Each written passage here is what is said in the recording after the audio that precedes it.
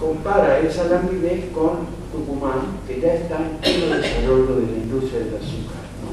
Y propone también otras cosas en materia de industria, que la industria era como el lugar conceptual, ¿no?, propio del pospositivismo, ¿no?, de la segunda mitad del siglo XIX.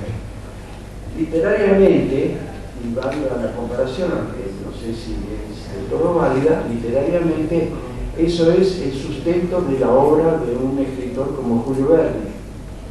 Julio Verne es un ejemplo del constructivismo industrialista del siglo XIX, ideas que estaban en curso y que Sarmiento tomó y que empezó a aplicar también en la Argentina. Así que en ese aspecto también se le deben muchas cosas. Ahora, mencioné a Ligorio Justo. En ese mismo libro, que destaca el interés de Sarmiento por el Delta, dice que Sarmiento estaba lleno de ideas europeístas, ¿sí? Por eso lo anula, lo liquida. No le importa que haya visto posibilidades de sentir, sino que dice que era un europeísta, que simplemente repetía otras cosas, con lo cual lo que quería decir es que Tigre debía seguir siendo como era, sin que nadie hiciera absolutamente, recogiera ninguna naranja que cayera en los árboles. Bueno, en cuanto a lo político, es otro campo que es el punto en el más discutido de Sarmiento. Es decir, digamos, el primer objetivo en su visión política era el caudillismo local, sanjuanino. Tiene problemas y tiene la primera emigración de Chile, ¿no?, con los gobernantes de San Juan en ese momento, ¿no? Y luego el rosismo, ¿no? Él ve, y eso probablemente sea, a ver, ¿cómo decirles? Yo creo que para un político, un verdadero político, no hay nada mejor que tener un buen enemigo. Y si uno no tiene un buen enemigo, se lo puede inventar. Es mucho mejor tener un enemigo que tener amigos. Los amigos no significan gran cosa y no se puede no confiarse en ellos. El enemigo está ahí y el enemigo construye un discurso. Rosas fue ese enemigo. Él no tenía relación con Buenos Aires, no la tenía. Rosas reinaba en esta zona y lo construye como enemigo, y ese es el Facundo, y luego lo siguiente. Pero los enemigos después van cambiando.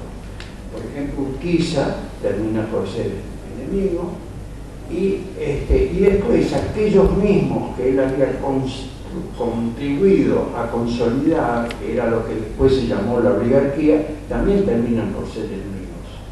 También empieza a oponerse al posroquismo, ¿no? Lo critica una enorme cantidad de iniciativas del roquismo, etcétera, a decir que, bueno, ahora, en esa enemistad política, o esas enemistades políticas, es un aspecto quizás superficial de lo que es la concepción política de un sujeto como él, visionario, ¿no? La cuestión política consiste en una idea de un país posible, ¿sí? ¿Cómo debía ser este país? Vuelvo a repetir, vuelvo a decir la cuestión de la extensión. Dado este desierto, ¿qué se puede hacer aquí? ¿Cuál es la imagen que podía tener en relación con ese desierto, ¿no? Y la imagen era de una chimeneas, industria. La imagen era de una agricultura que no existía en ese momento. La imagen era de un tipo de trabajo que no era estrictamente el de los latifundistas de la provincia de Buenos Aires, era otra cosa, ¿no? No se puede decir que fueran ideas que hoy podríamos llamar socialistas o prosocialistas, sino que eran emanadas de ese movimiento intelectual llamado socialismo romántico o socialismo utópico, ¿no? Que, digamos, pensaba en este tipo de perspectivas o de cosas, y Sarmiento se apropian y piensan que son aplicables.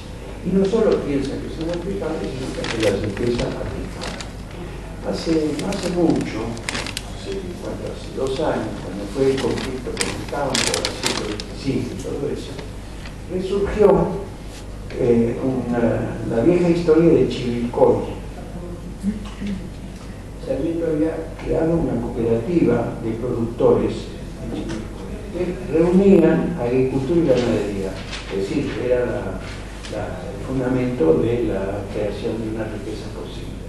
Pareciera que esa cooperativa fue exitosa y que inmediatamente después quiso ampliar, quiso crear nuevas cooperativas en la provincia de Buenos Aires, y los latifundistas de la provincia de Buenos Aires, los grandes apellidos que están en las calles de la ciudad de Mar del Plata, uno los puede, si mire a los libros, ahí puede saber quiénes eran los propietarios, lo bloquean y anulan o impiden en el Senado la promoción de esa iniciativa.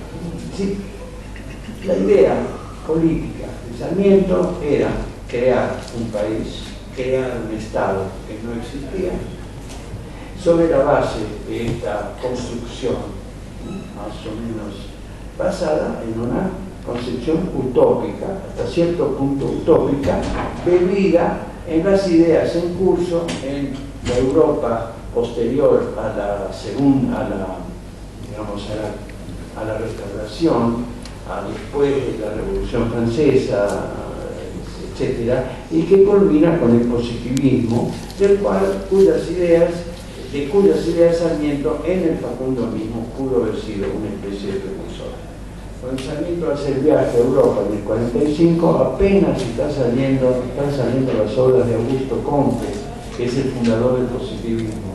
Y por alguna secreta razón, cuando logra presentar el Facundo, encuentra una audiencia extraordinaria. Le traducen el libro casi enseguida, hay grandes comentarios sobre el libro, porque quizás las ideas que él estaba manejando estaban ya en curso, empezaban a estar en curso de Europa.